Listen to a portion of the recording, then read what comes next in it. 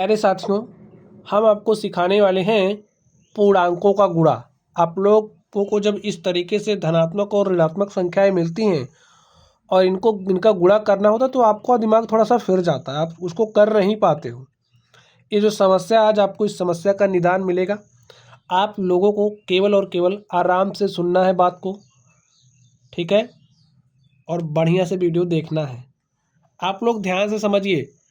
अगर आपके पास कोई धनात्मक संख्या है, उसका आपने गुणा किया किसी ऋणात्मक संख्या से, ठीक है, तो आपको जो रिजल्ट मिलेगा, धन ऋण का जो गुणा होता है वो ऋण होता है। बात समझ गए? अगर आपके पास कोई धनात्मक संख्या है, उस धनात्मक संख्या का गुणा आप धनात्मक संख्या से कर रहे हो, तो जो आपको रिजल्ट मिलेगा वो एक धनात्मक संख्या मिलेगी। अगर आप किसी ऋणात्मक संख्या का गुणा किसी धनात्मक संख्या से कर रहे हो, तो ऋण धन का गुणा ऋण होता है, तो आपको एक ऋणात्मक संख्या मिलेगी।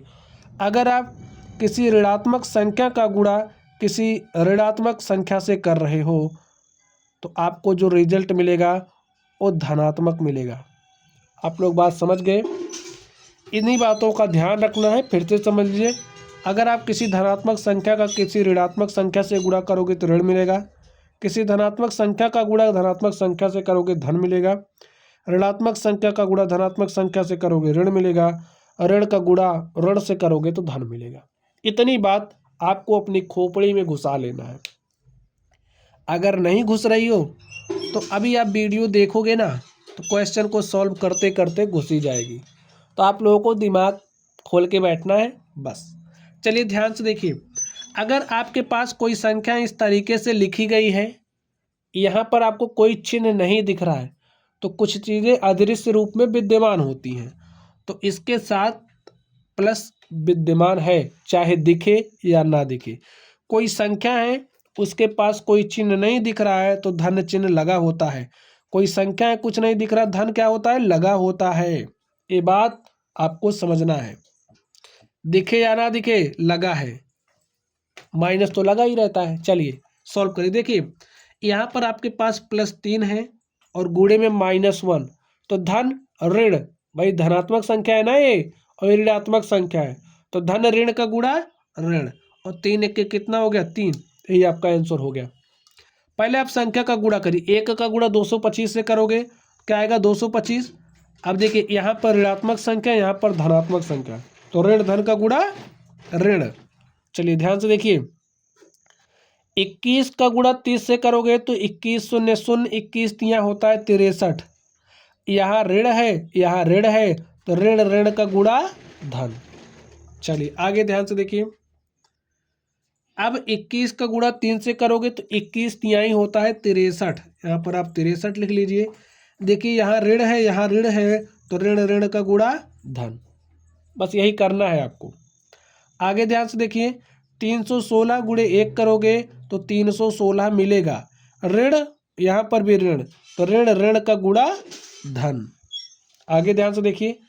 यहाँ पर -15 गुणे 0 करोगे तो क्या मिलेगा? 0।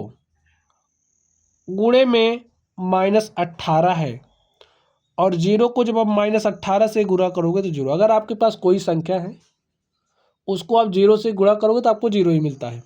ये बात तो आपको पता ही है। चलिए आगे ध्यान से देखिए। -12 गुणे -11 गुणे +10 है, तो क्या आएगा?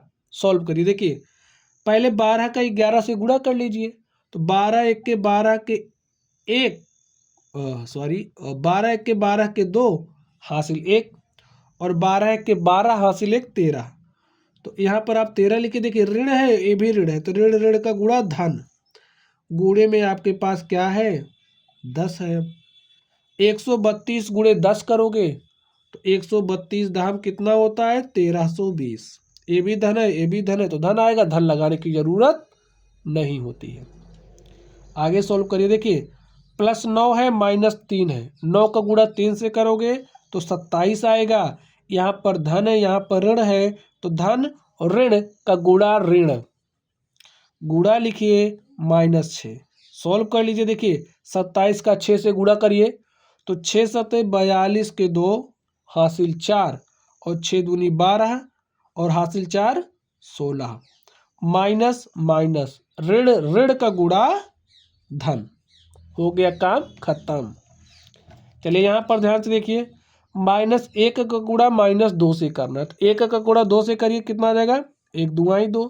ऋण ऋण का गुणा धन, गुणा लगाइए। यहाँ पर -3 का गुणा -4 से कर लीजिए, तो 3 चौके होता है 12 और माइनस प्लस का गुणा माइनस। अब देखिए, ए आपका धन है, ए आपका ऋण है, तो धन ऋण का गुणा ऋण और 2 गुणे 12 करोगे तो क्या हो जाएगा? 24। देखिए कितना आराम से हमने कर लिया। तो प्यारे बच्चों, जो धनात्मक संख्या होती है, जो ऋणात्मक संख्या होती है, उसका गुणा ऐसे ही करते हैं। तो चलिए आप लोग पढ़ते रहिए। अगर कोई भी डाउट हो, कोई भी टॉपिक मैथमेटिक्स का आपको ना समझ में आता हो, तो आप कमेंट बॉक्स में करना, उसका वीडियो मैं आपको दूंगा। तो चलिए आप लोग पढ़ते रहिए। क्लास आपको अच्छी लगी हो भाई, चैनल को सब्सक्राइब कर देना है, वीडियो को लाइक कर देना है, और अगर आपका कोई दोस्त इस समस्या से परेशान है तो उसके पास ये वीडियो भी भेज देना है। तो चलिए आप लोग पढ़ते रहिए। Thank you.